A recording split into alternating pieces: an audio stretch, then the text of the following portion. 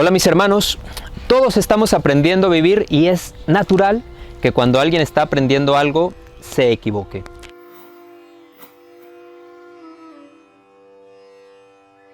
Entonces esta parte es importantísima porque cuando nos equivocamos en nuestras vidas, cuando nos damos cuenta de que algo que hicimos nos causó mucho dolor u ocasionó dolor para otras personas, es importante que nosotros cambiemos.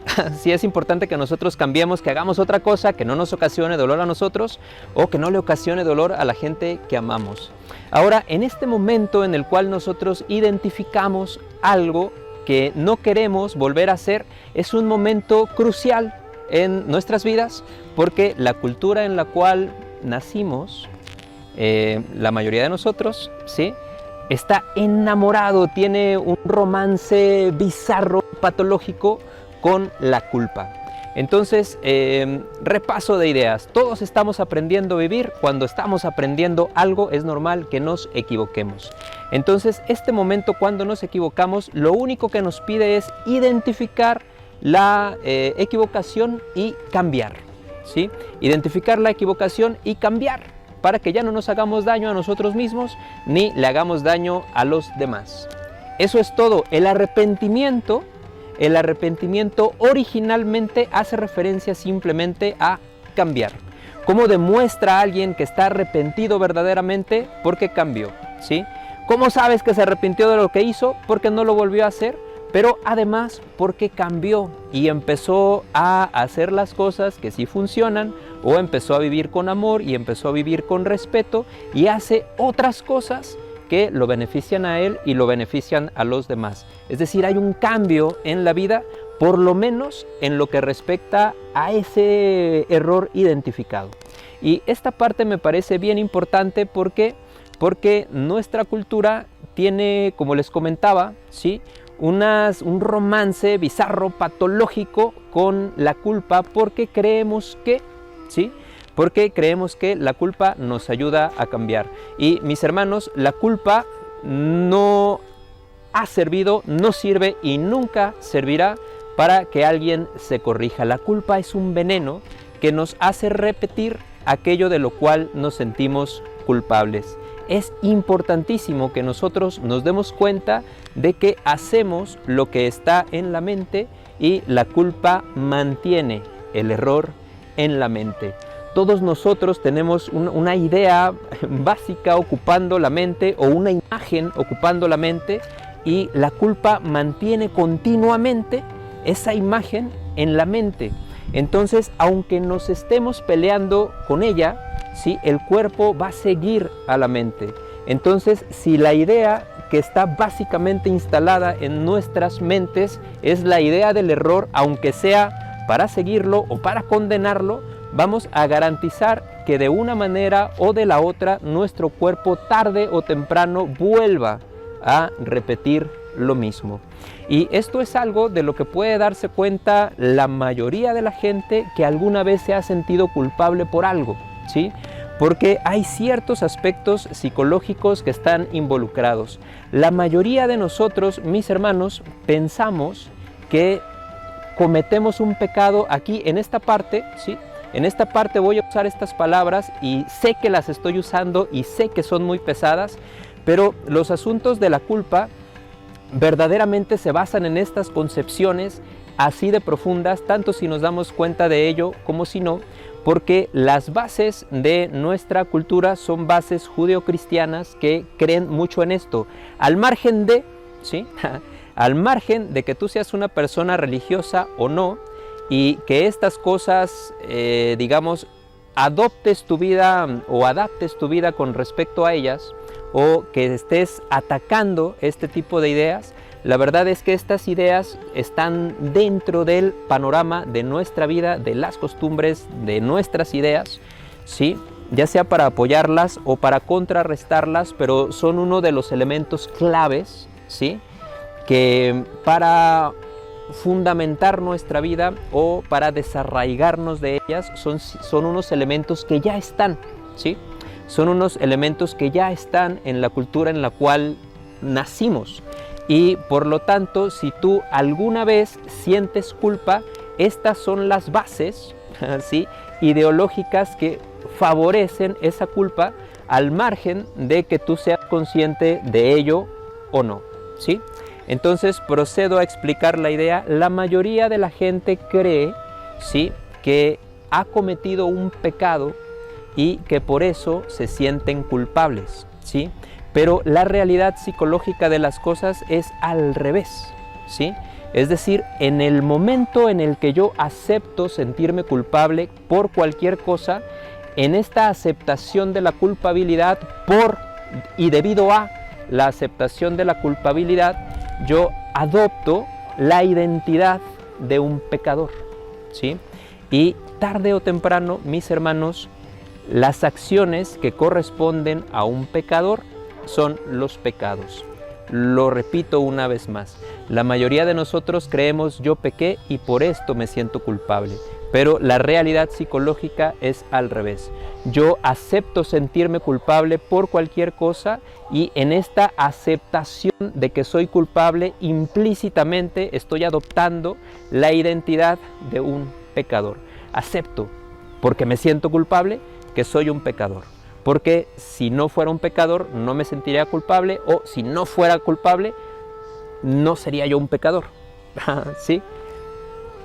Y esta identidad, con lo cual nosotros nos identificamos, de ahí viene la palabra, yo soy esto, ¿sí?, tiene una correspondencia lógica o un seguimiento lógico. Si yo soy un pecador, lo que corresponde que yo haga tarde o temprano, lo que se espera de mí, lo que yo espero de mí y lo que terminaré haciendo porque es esperado por mí y por los demás, es, ¿sí? Entonces, psicológicamente hablando, la culpa, ¿sí?, favorece que volvamos a hacer aquello de lo cual nos sentimos culpables. Por lo tanto, el auténtico arrepentimiento no tiene nada, pero nada, nadita que ver con la culpa, ¿sí? El auténtico arrepentimiento identifica simplemente que los errores son errores y que los errores se corrigen. Lo único que necesitamos nosotros es cambiar. La prueba verdadera de que estamos arrepentidos es que cambiamos. La prueba verdadera de que los demás están arrepentidos es que cambiaron. No que están sufriendo, ¿sí? Porque también, como una observación, en algún momento la gente se dio cuenta, ¿sí?, que por haber hecho algo hay un dolor muy intenso que le recuerda que eso no se debería hacer o que no quiero volver a hacer esto que me dolió tanto o que lastimó tanto a la otra persona, por lo tanto no lo quiero volver a hacer. Entonces, en este cambio casi siempre se ve involucrado un dolor, ¿sí? Pero este es un proceso natural. Cuando cometemos un error, el dolor viene solito. Es como un llamado de la vida, de nuestra naturaleza o de nuestras relaciones, que nos dicen: aquí te quemó, quita la mano.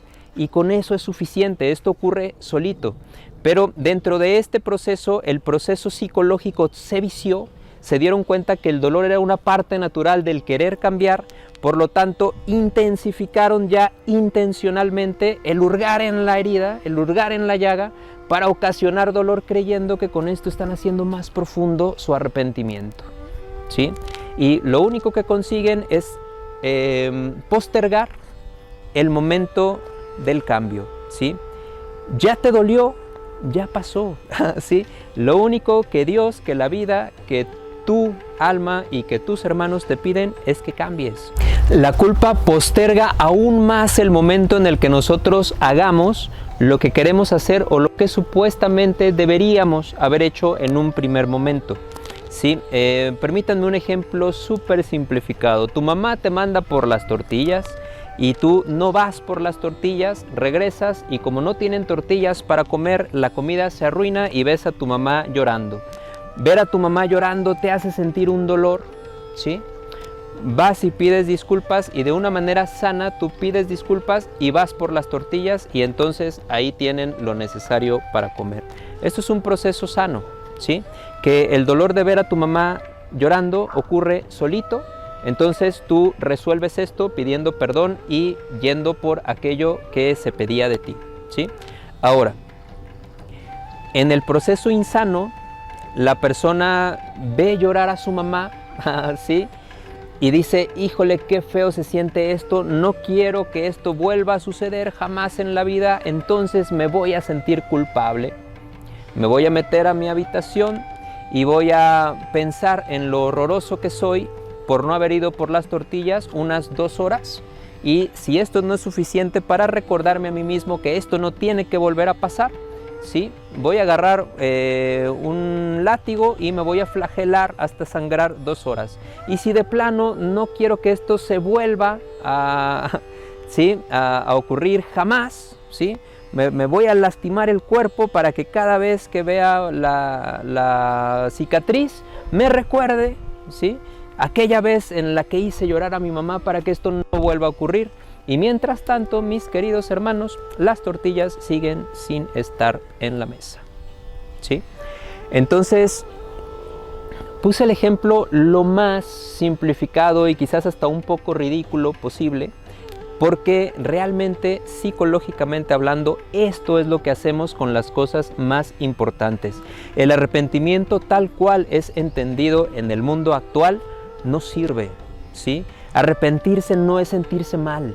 Arrepentirse no es sentirse culpable, arrepentirse no es sufrir, arrepentirse no es llorar, arrepentirse ni siquiera es pedir perdón, ¿sí?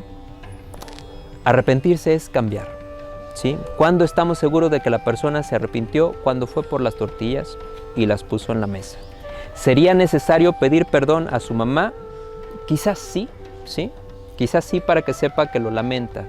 Pero después de eso, encerrarse en la habitación 2 horas a llorar y pensar que es terrible no era necesario. Flagelarse no era necesario. Herir su cuerpo y sentirse y causarse heridas no era necesario. Y especialmente perder de vista el asunto de que los motivos por los cuales te estás flagelando siguen sin llevarse a cabo es la parte más importante por la cual este incisivo y excesivo señalamiento, fijación con el error, impide verdaderamente el aprendizaje, ¿sí? Entonces, a fin de cuentas, el aprendizaje implica que nosotros hagamos lo que queremos hacer y que queramos hacer, ¿sí? Que queramos hacer aquello que nos beneficia a nosotros y beneficia a los demás, ¿sí? Algunas cosas van a salir bien desde el principio, otras cosas después de haberlas hecho, vamos a descubrir que nos dolieron, que dolieron a los demás y que no son lo que queremos en la vida. Pero esta señal de este dolor va a ocurrir solito, como poner la mano en el fuego, ¿sí? Pones la mano en el fuego, ¡ay! Te duele y la quitas.